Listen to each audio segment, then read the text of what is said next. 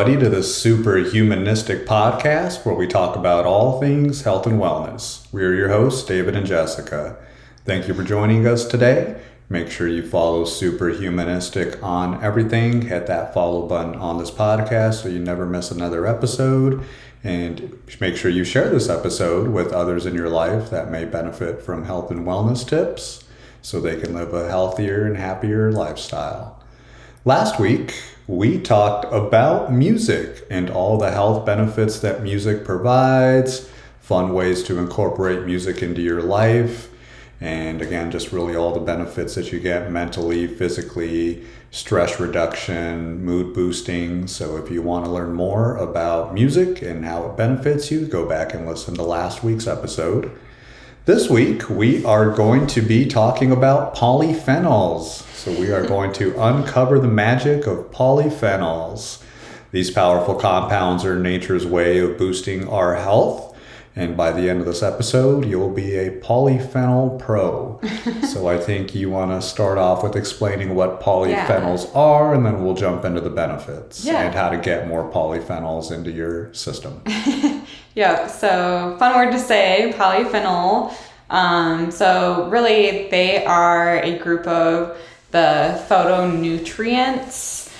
So they're, in other words, naturally occurring in plants that we can eat. They protect the plant from insects and like the UV light. So the polyphenols chemical within the plant that's protecting it from insects and UV light can also protect our bodies as we're eating that specific plant.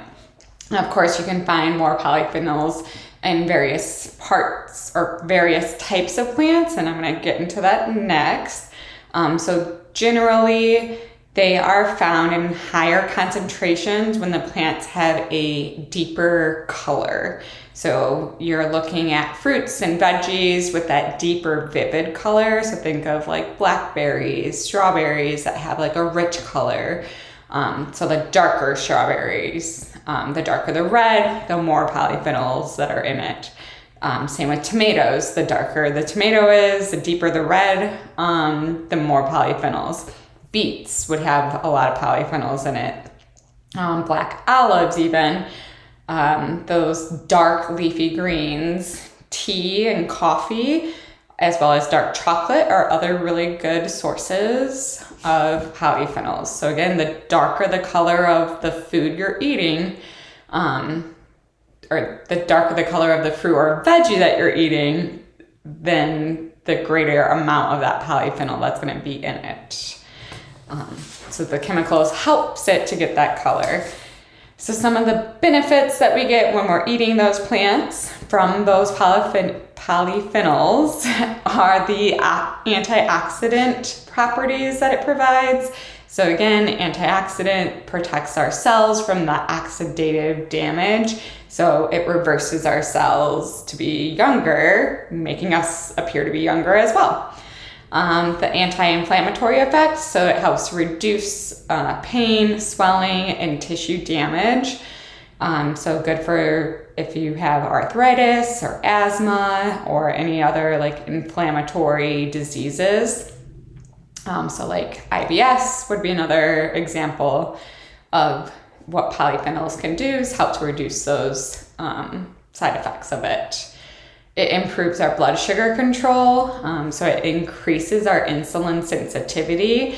And I know in previous episodes we talked about how fasting can also increase our insulin sensitivity or increase our insulin sensitivity, which helps reduce that glucose absorption. So it helps if you have like diabetes, can help to reduce and actually reverse some of those impacts that diabetes has on our body. Polyphenols also helps with our heart health then, so lowers our blood pressure, reduces cholesterol levels, and protects blood vessels from damage. Helps with weight management. So again, kind of getting into the new year, we've reached the mark now where some people have either stuck with their goals or are starting to decline with their goals. So polyphenols, eating these foods, these fruits and veggies that have the polyphenols, or drinking tea that has the darker color will help with weight management as well. So it promotes weight loss by increasing our thermogenesis, so that heat production in our body, which then in turn reduces that fat accumulation. It helps with our gut health, so promotes growth of beneficial bacteria, so really good for that microbiome. Again, another episode that we did previously. If you're interested in more foods that will help improve your microbiome, you can go back and listen to that. It improves cognitive functioning, reduces our risk of osteoporosis. Again, has that anti-aging effect where it's reversing our cells to go back, or getting rid of cells and reversing cell damage that has happened, as well as protection against that UV damage. So the way that it protects the plants from that damage that occurs from UV light, it's also helping us to have that protection from UV light, which also impacts our aging. So those are just a few of the benefits that I have found on polyphenols. All right. A lot of great benefits there, and some great tips of how to get those by eating the right foods in your diet, which is what we preach all the time. Well-balanced diet, heavy in vegetables and fruits. So yes, there's some great benefits there overall. And also I think it's important to recap and mention that it also has anti-cancer properties.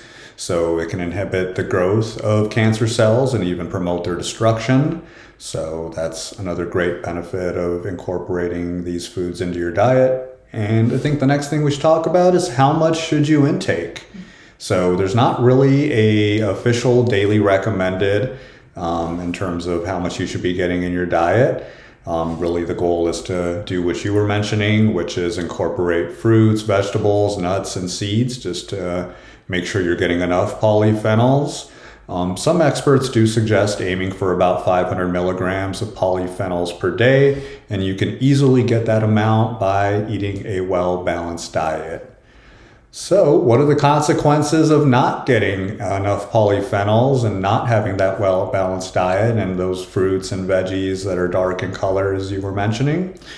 Well, if you're going to miss out on all those fantastic benefits, of course, that my wife was talking about there, your body may be more susceptible to oxidative stress, inflammation, and chronic diseases like heart disease and cancer.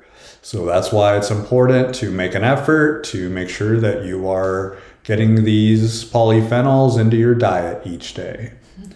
So that was all we had. Make sure that you incorporate a variety of polyphenol-rich foods into your diet so you can enjoy all those incredible health benefits that we talked about today. Make sure you follow Superhumanistic on everything and share this podcast with somebody that you love so they can live a longer, healthier, happier life. Make sure that you hit that follow button on this podcast so you never miss another episode, and we'll see you next time.